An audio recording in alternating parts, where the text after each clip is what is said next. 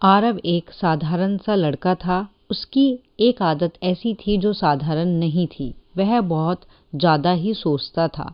सुबह उठते ही वह सोचने लगता, आज ऑफिस में बॉस कुछ कह देंगे, या फिर मेरी कोई बात किसी लोगों को बुरी लग गई तो, या फिर मैं फेल हो गया तो। उस दिन शुरू होने से पहले ही उसके दिमाग में सैकड़ों डर जन्म ले लेते।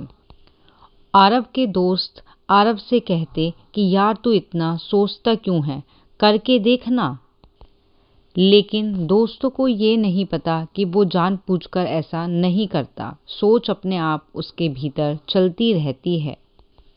आरव का एक सपना था खुद का काम करना। वह रातों को प्लान बनाता, आइडिया लिखता, वीडियो देखता, लेकिन जब बात पहला कदम उठाने की आती तो उसको लगता कि कहीं पैसा डूब ना जाए। अगर लोग मजाक उड़ाएंगे तो, अगर मैं दूसरों के साथ अच्छा नहीं निकला तो, या दूसरों के जितना अच्छा नहीं निकला तो, सोच सोचकर वह थक जाता। एक शाम आरव पार्क में बैठा था, सिर झुकाकर, आंखों में खालीपन था। तभी बेंच पर आकर एक बुजुर्ग बैठा। उन्होंने मुस्कुराया और आरव से पूछा कि आप इतना चुपचाप क्यों बैठे हो। आरव ने पहली बार किसी अजनबी से अपने दिल की सारी बातें बता दी, अपनी ज़्यादा सोचने की बीमारी भी। बुजुर्ग शांत होकर सुनते रहे, फिर बोले, तुम्हें पता है सोच और चिंता में क्या फ़र्क होता है? आरव ने सिर हिलाया, नहीं। बुजुर्ग बोले, सोच रास्ता दिखाती है, लेकिन चिंता उसी रास्ते पर चलने नहीं देती। बुजुर्ग ने अपनी जेब से एक कागज निकाला, उसे मोड़कर बोले, ये आपका भविष्य है।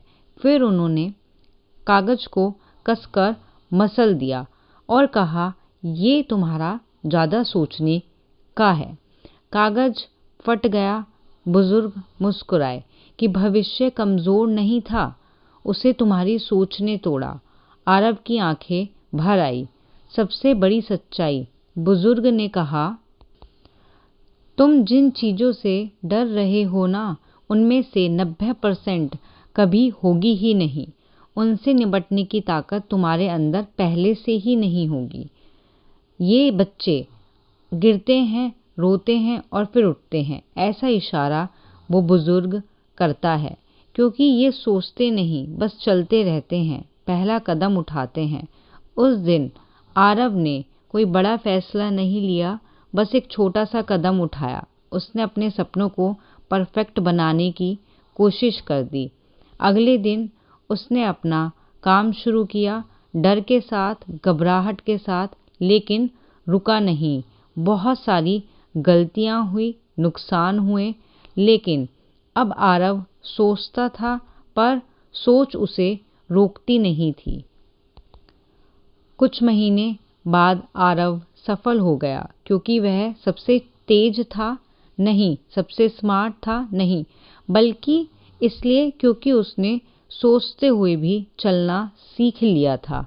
अब वह जान चुका था कि ज़्यादा सोचना बुरा नहीं है, लेकिन सोच के डर से रुक जाना जिंदगी रोक देता है आपकी। इस कहानी से हमें ये शिक्षा मिलती है कि जो लोग ज़्यादा सोचते हैं वे कमज़ोर नहीं होते, वे बस भविष्य को ज़्यादा महसूस करते हैं। लेकिन याद रखो, ज़िंदगी महसूस करने के लिए है, सोचने के लिए नहीं। अगर तुम भी बहुत सोचते हो तो खुद से बस एक सवाल पूछना, क्या मैं डर के कारण रुक रहा हूँ, या सच में रुकना ज़रूरी है? और अगर जवाब साफ ना मिले तो चल पड़ो, क्योंकि रास्ते खुद जवाब देते हैं।